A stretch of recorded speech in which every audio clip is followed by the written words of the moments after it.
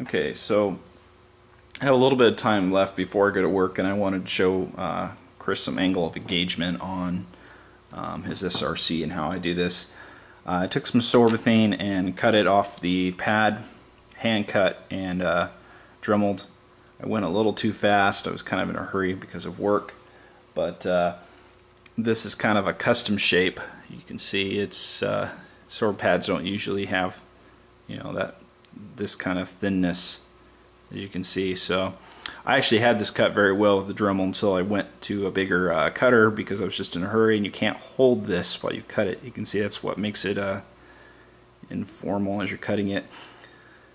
So if you're doing this at home, you could probably glue it to something and then cut it, which would hold its shape a little bit better if you're in a hurry, like I was. But anyways, you scrape this down as best you can. You remove the neopad or whatever it is that they use here. It goes this way. You want the soft, nice shiny end on there. So I removed that, scratch it up as best I can. You can see it's all scratched up. And then you're just going to apply this in position with super glue. And once you get it in there, you know, press it down and let it set. Now you can take this after you've done that, super glue this to it, and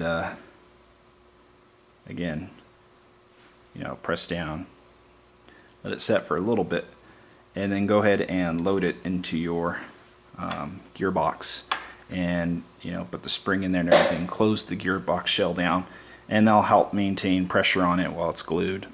Okay. And how do you find the size you need? This is, I want to say it's in the middle. I think this is 3/16. There's 1/4 and 1/8. What you do is you cut off just enough that's around here, like before you put the hole in it, and then you put the neo on top.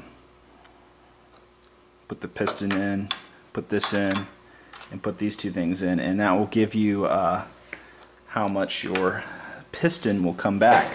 The reason is you install the spring is because sorbethane likes to compress, so it won't be the same if you don't do that, and depending on how strong your spring is. But basically you want your angle of engagement about right here.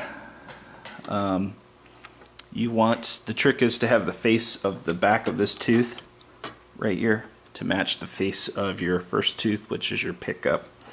But you want it to be a nice straight parallel line from here, and the reason is like the 12 o'clock position for you.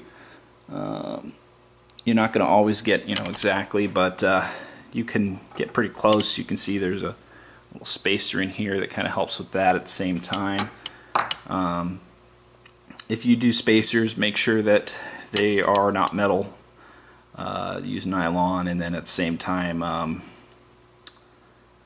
make sure that your screw can hold on to the piston head, because sometimes the screws are a little short. So that's how you would, you know, get the size that you need exactly to the best you can. And then now you're going to put it together. So I'm going to get some super glue here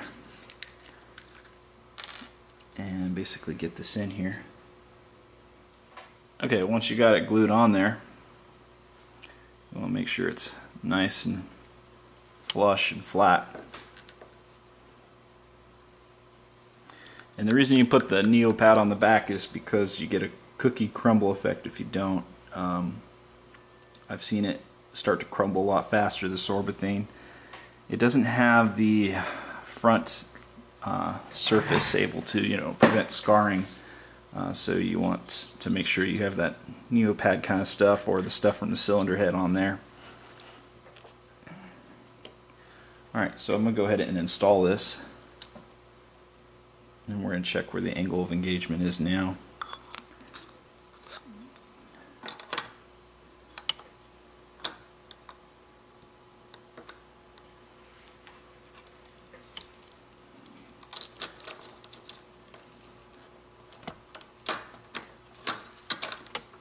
Whoa, I don't want my first experience of having parts fling at me. Alright, hold it down like that, and you can see that the face both faces bump, but it's not exactly 12 o'clock position, but both faces bump the way you'd want. So this is kind of show a close-up of this. See the face of the sector gear. Now the sector gear is going to sit down a little bit like this. It's not riding up on the teeth, but you can see that that would hit more of the face, and that's better than having what it was before when it was like this. Before it was something like this.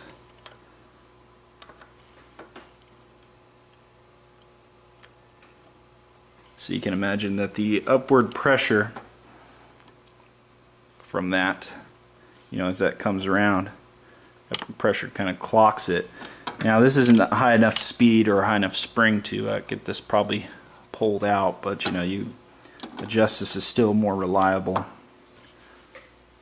And so now you're going to have to cut down the teeth here to install this properly, because what's going to happen is because you adjusted the angle at which it comes in. See, it can't go out or come in. See that? So you'd have to cut these accordingly. The second tooth you can just remove completely. The reason is because as the piston slams the front of that gearbox, it recoils, and so you can just remove that completely. This effect of recoiling is still going to be there for high-speed guns, and some of these teeth can be cut just a little slight bit more than what you can see. You can also do, in the video I had of oh gosh, I can't remember the name of it, but basically you can test this, install this here, close the gearbox, and rotate the sector gear by hand, and if it passes the teeth, then you know it will. If it's metal, so you'd be a much better chance than just eyeing it. I think that was Superb Tech Powers or something like that video that I made, basically getting everything ready before the first pull of the trigger so that you know everything's going to work pretty much flawlessly on that. So right here you can see by eye. I'm just going to remove that second tooth completely.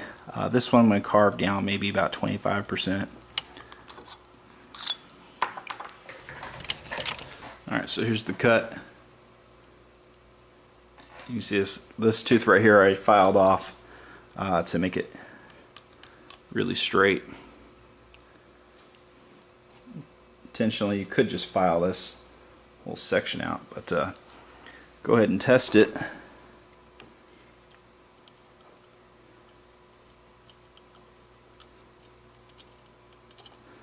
And test it in the gearbox.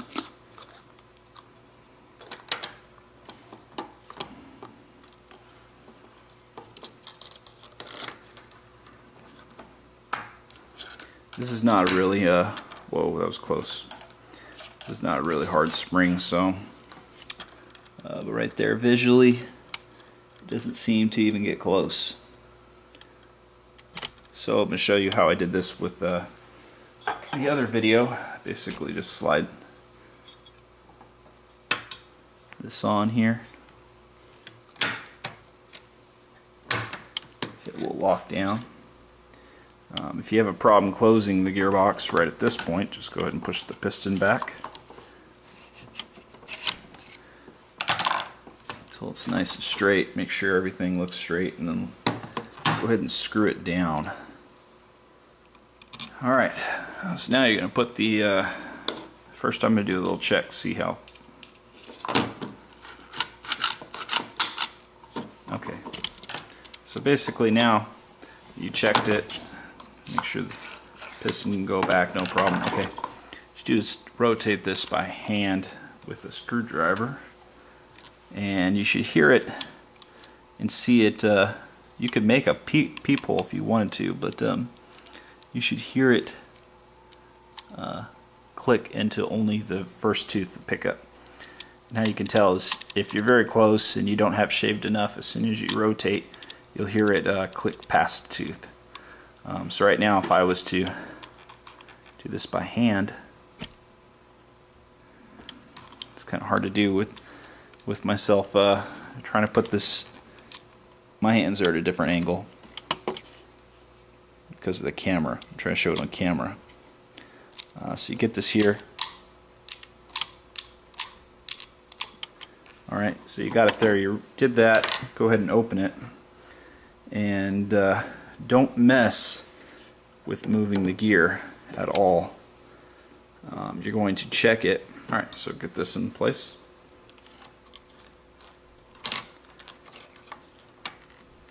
Pull this open.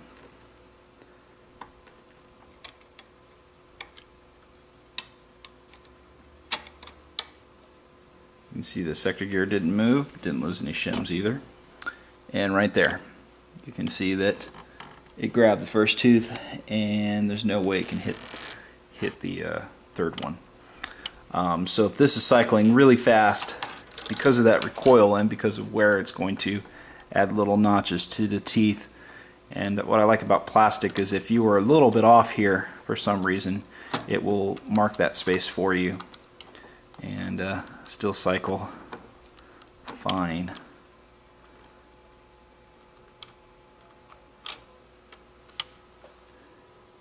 Yeah, it's really tight there, but it looks like it can bypass easily. So as this would go forward, it would hit and recoil a tad bit, and you know, this would come back around and grab it. And again, you can see there, face to face, that's pretty dang good. So that has been adjusted, and we have the sorbethane in there, the original cylinder head stuff, and that's pretty good. Just let this cure and then you'll be all set.